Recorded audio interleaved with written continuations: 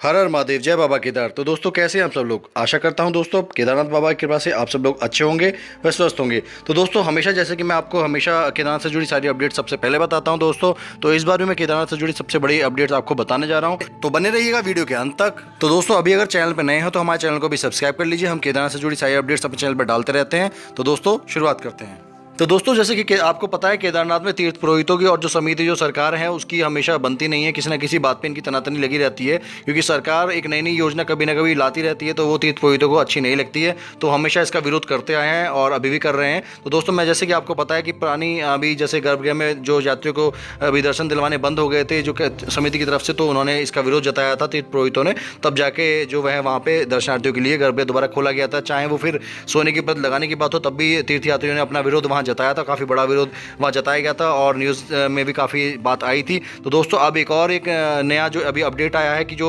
तिरुपति बालाजी हैं, तो जो वहाँ के जो ट्रस्ट है वो इनसे जरा कोलेब्रेशन की बात चल रही है।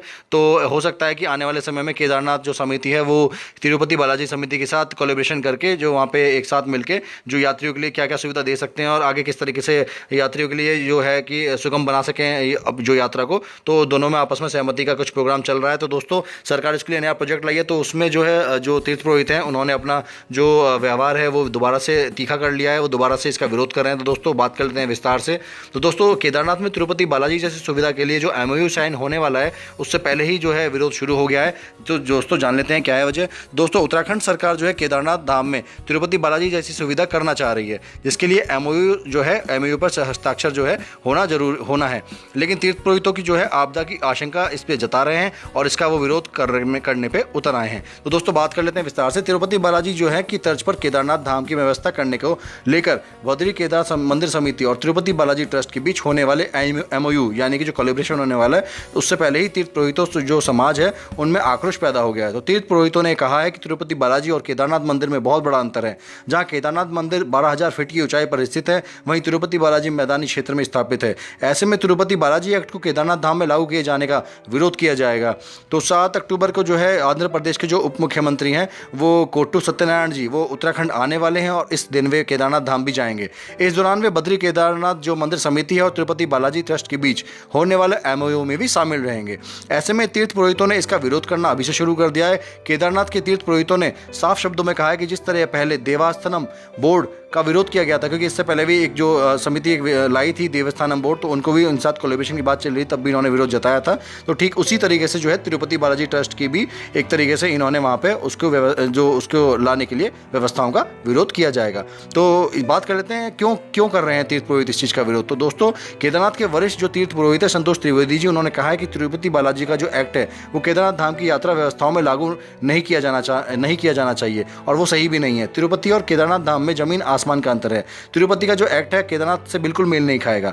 इसका देवासनम बोर्ड की तरह विरोध किया जाएगा, जैसे उन्होंने पहले इसको एक बोर्ड था देवासनम, उसके बोर्ड का भी विरोध किया था। तो केदारनाथ धाम के पीछे हिमस्खलन हो रहा है और इस पर सरकार और कैबिनेट मंत्रियों का कोई ध्यान नहीं है। लेकिन जो उत्तराखंड के पर्यटन मंत्री हैं, जो उनका वहाँ तीर्थ पुरोहितों का कहना है कि जो पर्यटन मंत्री हैं वो हर बार एक नई स्कीम लेकर आ जाते हैं।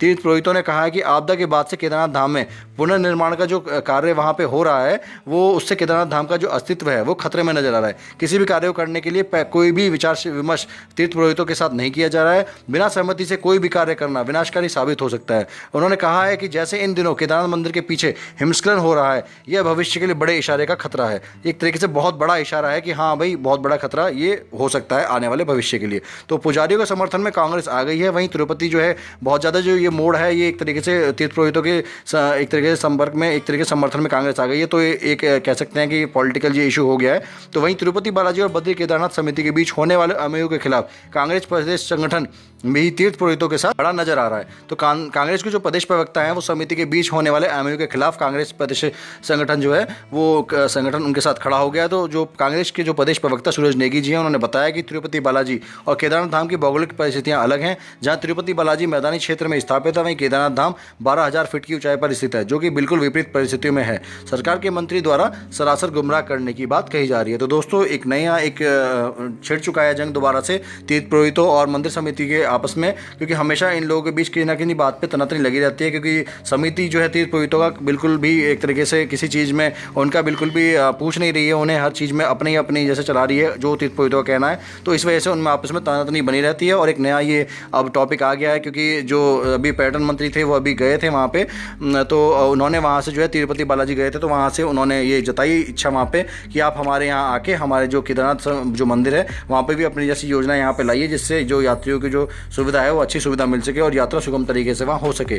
तो इसका जो है पुरजोर विरोध किया जा रहा है, क्योंकि इससे पहले भी देवासनम बोर्ड जो है, देवासनम बोर्ड का भी एक प्रोजेक्ट वहाँ लाई थी सरकार, लेकिन जो पुरोहितों ने उसका खंडन किया था, पूरा विरोध किया था। तो दोस्तों ऐसा ही अब दोबारा से ये वहाँ राड़ छिड़ गई है। तो दोस्तों कब तक देखते हैं कब तक ये राड़ चलती है और आपस में इन लोगों का क्या डिसाइड हो पाता है। लेकिन हाँ, फिलहाल में जो केदारनाथ में जो मौसम है इस समय, चाहे भले ही वो मौसम देखा जाए तो ठंडा है, लेकिन अगर देखा जाए तो मंत्रित पुरोहितों और मंदिर समिति में बहुत ज़्यादा गर्मा गर्मी बनी हुई है। तो देखते हैं दोस्तों आगे क्या होता है। तो दोस्तों आशा करता हूँ मेरे द्वारा दी गई जानकारी आपको अच्छी लगी होगी दोस्तों। तो आपको ये वीडियो अगर समझ में आई हो, अच्छी लगी हो, तो दोस्तों हमारे चैनल को लाइक कीजिए, सब्सक्राइब कीजिए, शेयर कीजिए। हम ऐसे ही केदारनाथ से जुड़ी सारी अपडेट्स अपने चैनल पे सबसे पहले डालते रहते हैं। तो दोस्तों मिलते हैं नेक्स्ट वीडियो में, तब तक के लिए दोस्तों जय बाबा केदार, आपकी यात्रा मंगलमय हो।